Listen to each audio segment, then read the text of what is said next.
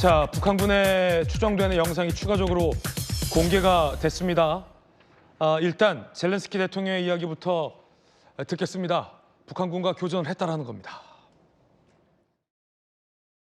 Першими боями з північно-корейськими солдатами відкривається нова сторінка нестабільності. І ми маємо разом зі світом зробити все, щоб цей російський крок на розширення війни, на справжню ескалацію, щоб цей його крок став програшним. І для нього, і для Північної Кореї. 그 가운데 뉴욕타임즈가 북한군 상당수의 북한군이 사망했다라는 거 보도했습니다. 우려했던 지점이었고 사실 걱정했던 지점이었고 이 지점인데 뉴욕타임즈 북한군 우크라이나의 교전이 언제 일어났는지는 확실치 않지만 상당수의 북한군이 사망했다. 이번에 교전한 북한군 외 나머지 병력도 조만간 전투에 돌입한다. 총알바지, 시체 가방, 유엔 대표부 회의에서 나왔던 그 발언들이 현실이 되고 있는 것 아니냐라는 관측이고요. 상당한 수의 북한군이 사망했다라는 보도 가운데 북한군으로 추정되는 영상이 추가 공개됐습니다. 그 영상도 저희들이 준비했는데 함께 보시죠.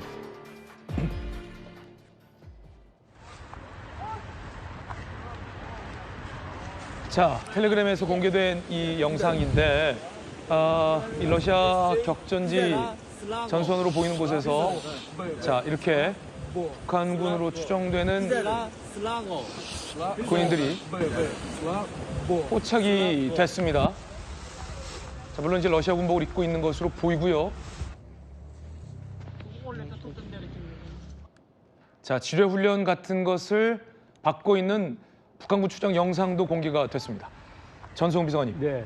신장이 굉장히 작아요. 신장이 굉장히 작고 특수부대 출신이라고 하지만 앳된 모습도 보이고요. 네. 그 뉴욕타임즈 보도에 따르면 상당수의 북한군이 사망했다라고 보도하고 있는데 사실 그 이전부터 여러 북한군 사망 첩보들이 지금 들어오고 있지 않습니까? 예. 그냥 사망이 아니라 상당수 사망이에요. 이제 북한군이 물설고 나서는데 갑자기 파병이 돼가지고 전혀 언어도 잘 통하지 않고 또 이렇게 평지에서 모든 곳에 노출된 상태에서 전혀 경험해보지 못한 전쟁 상태에서 지금 전쟁을 수행하고 있기 때문에 많은 피해가 있을 것이라는 예상은 있었습니다. 네네. 근데 이제 바로 이제 저희 젤렌스키 대통령의 입을 통해서 희생자가 발생했고 이런 얘기가 나왔는데 앞으로 더 추가적으로 더 많은 피해가 있을 것으로 예상이 되죠. 근데 이제 우리에게 이제 문제가 되는 겁니다. 우리는 저 북한 병사들의 희생을 어떻게 봐야 되느냐? 우리 대한민국의 입장에서는 북한군은 우리 현재로서는 분명히 주적이 맞습니다. 다만 북한군이 귀순해 오게 되면 우리 대한민국 국민으로 받아들이죠. 예. 그러면 북한군이 우리에게 총구를 겨누지 않고 제3지역에서 우크라이나와 싸우고 있는데 저 북한군은 주적이냐 아니냐 이런 문제에 대해서도 좀 정리가 필요하죠. 그러네요. 정부 차원에서도 그렇고 국민 전체 차원에서도 그렇고 그래서 이거 정리된 입장을 가지고 사실 저 젤렌스키 대통령이나 우크라이나 입장에서는 자꾸만 우리의 지금 관여를 바라고 있는 거 아니겠습니까? 예. 뭐 여러 가지 형태의 무기도 지원도 바라고 있는데 그러한 그 정부가 정책을 결정하는 데 있어서 지금 저렇게 제3의 지역에 파견돼서 사실 좀 총알바지가 되고 있는 거고 김정은 정권을 유지시켜주기 위해서 지금 돈벌이의 희생양이 되고 있는 거 아니겠습니까? 예. 그 젊은이들이 가여운 일이죠. 예, 저런 북한 군인들을 우리 정부는 어떻게 보고 있다라는 명확한 입장을 가지고 우리는 우크라이나도 만나야 되고 국제사회에도 설명을 해야 되죠. 어떻게 봐야 합니까? 정답을 알려주시죠. 우리 동포죠. 네. 그리고 만약에 병사들이 귀순을 하면은 당연히 우리는 우리 국민으로 받아들일 준비가 되어 있다. 또 우크라이나 당국에도 과도하게 불가피한 희생이 만들어지지 않도록 최선의 노력을 다해주길 바란다. 그리고 우리는 북한 병사가 희생될 수 있는 살상 무기는 지원할 수 없다. 하지만 국제사회 일원으로서 우크라이나가 필요한 모든 기타 지원은 최대한 하겠다. 이런 식의 입장이 정리되지 않을까 싶습니다. 네. 예. 그 가운데 우리 정부가 우크라이나 모니터링 팀을 파견하겠다라고 밝혔습니다. 북러가 어떤 전술 무기 체계를 활용하는지 우크라이나와 함께 대응할 필요성, 우리가 참고해야 할 안보 정보다 국회 동의 불필요한 사안이다. 사실 모니터링 팀 파견은 역대 정부에서도 국회 동의 없이 파견이 되어 왔습니다. 이건 민주당 정부에서도 파견이 되어 왔던 일입니다. 그런데 군 출신의 김병주 의원은 이게 파병이다라고 주장하고 있어서 논란입니다. 들어보시죠.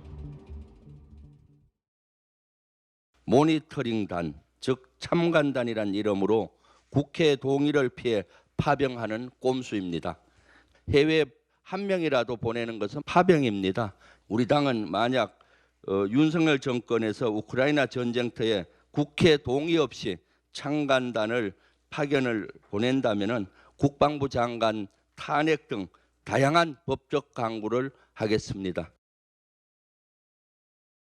사실 김종현 의원님, 네. 노무현 정부 때 이라크 전쟁이 발발했을 때도 국회 동의 없이 모니터링 팀이 파견됐다라는 얘기도 많이 나오는데 군 출신이라 잘 알고 계실 텐데 김병주 의원은 왜 모니터링 팀 한 명이라도 가면 이건 불법 파병이다, 국방부 장관 탄핵하겠다라는 왜 이렇게 무서운 말씀을 이렇게 하시는 겁니까? 너무 무서운데요? 한교 의원이 뭐 이라크나 이쪽에 파병됐었다라고 얘기해서 이제 그 지역이 틀린 거에 대해서 사과를 하긴 했죠. 그런데 이제 김병주 의원이 아마 본인도 인도 파키스탄 이쪽 지역에 다녀오셨다는 거 아닙니까? 네. 그래서 아마 이런 그 상황을 누구보다 잘 알고 있을 거라고 봅니다. 그런데 이제 우려하는 부분은 그런 것 같아요. 이 참관단, 모니터링단이라는 이름으로 이제 가고 대통령이 하신 말씀 때문에 그런 것 같아요. 우리가 여차하면 살상 무기도 지원할 수 있다라는 그런 취지의 이야기 때문에 이후 벌어질 상황에 대한 우려가 있는 것 같고요. 더군다나 이제 저에게는 뭐 미 대선 결과 있기 전에 이제 나온 얘기인 것 같은데 김병주 의원의 이야기는 지금 이제 대선 결과를 놓고 봤을 때 트럼프가 다시 내년 1월 20일 날 취임하기 전까지 권력의 추는 이미 기울어진 거라고 생각을 하는데 후보 때 나는 24시간 이내에 이제 이 전쟁을 종식시키겠다 이런 얘기도 했었던 바가 있기 때문에 우리가 너무 앞서 나가지 말고 이 상황을 좀 지켜봐야 되는 거 아니냐라는 그런 염려 그리고 너무 많이 나가서는 안 된다라는 그런 예. 염려까지를 포함한 그런 발언이 아닐까 저는 그렇게 생각해 봅니다. 아니 그러면 전성훈 비서관님, 예. 염려면 염려대로만 하셔야죠. 예, 팩트만 놓고 보면 이 사실을 잘 모르는 일부 민주당 지지자나 우리 국민들께서는 김병주 의원이 하시는 말씀이 팩트인 줄 착각하실 수 있잖아요. 모니터링 팀 파견은 곧 파병이다, 불법이다, 장관의 탄핵 사유다. 이건 팩트에 안 맞잖아요. 예, 그 김병주 의원님 말씀에는 좀 과도하고 무리한 부분이 많이 있습니다. 예. 이게 국민들을 불안하게 만들고 국론을 분열시키는 부분이 있기 때문에 좀 개인적으로는 자제하셨으면 좋겠다는 생각이 들고요. 이 문제에 있어서는 아까 이제 대통령실의 입장에 하나의 그 잘못된 게 없습니다. 다 맞는 얘기들이 나온 거고 다만 이제 이런 그 모니터링하고 이게 관측단 보내고 하는 거는 사실 비공개로 알려지지 않은 상태에서 제 생각에는 이미 우리 정부의 요원들은 가 있어야 된다고 봅니다. 가서 참관하고 정보를 수집해서 우리 군사 교리에 다 반영하고 특히 북한이 오니까 북한 동향도 봐야 되고 정보 차원에서 당연히 들어갈 수 있어야 되는데 지금 공식적으로 들어가 있지도 않은데 이게 공론화가 돼가지고 사실 마치 그 정쟁으로 비춰지는 것 자체가 좀 안타까운 일이고요. 이거는 국제사회에서도 이해할 수 없는 일입니다. 예. 지금 전 세계 주요 국가들은 저는 다 들어가 있다고 봅니다. 응? 그 나라 국기 안 달고 군복 안 입었을 뿐이지 다 들어가서 필요한 정보 수집 활동을 다 하고 있을 텐데 대한민국은 왜 이렇게 오지도 않았는데 이렇게 벌써 국내적으로 이게 문제가 되고 정치화되고 있는가라고 이제 참 의문을 제기할 수 있는 그런 어처구니 없는 상황이 돼서 이제 더 이상 이 문제는 정쟁의 대상으로 삼지 말고 이제 수면 하에서 정부는 필요한 자원들을 보내서 수집을 하고 그런 부분들에 대해서 공개하지 말고 다만 이제 국회에서 국회의원들한테 필요한 부분을 설명하고 이렇게 협조를 구하고 이런 식으로 좀 더 지금보다는 좀 성숙한 이런 의정 활동 또 정보를 필요한 부분에서는 적극적으로 여야 떠나서 지원하는 이런 모습들을 좀 보고 싶습니다. 예. 그러면 한 번 더 모니터링단 파견은 국회 동의 없이 하는 불법 파병, 장관 탄핵감 이거는 맞는 말 틀린 말? 틀린 말이죠. 틀린 말이다. 네. 알겠습니다. 팩트 체크 차원에서 한 번 더 여쭤봤습니다. 그러면 지난 정부 때도 역대 정부에서는 모니터링 팀을 파견했었다. 전력도 있는 겁니까?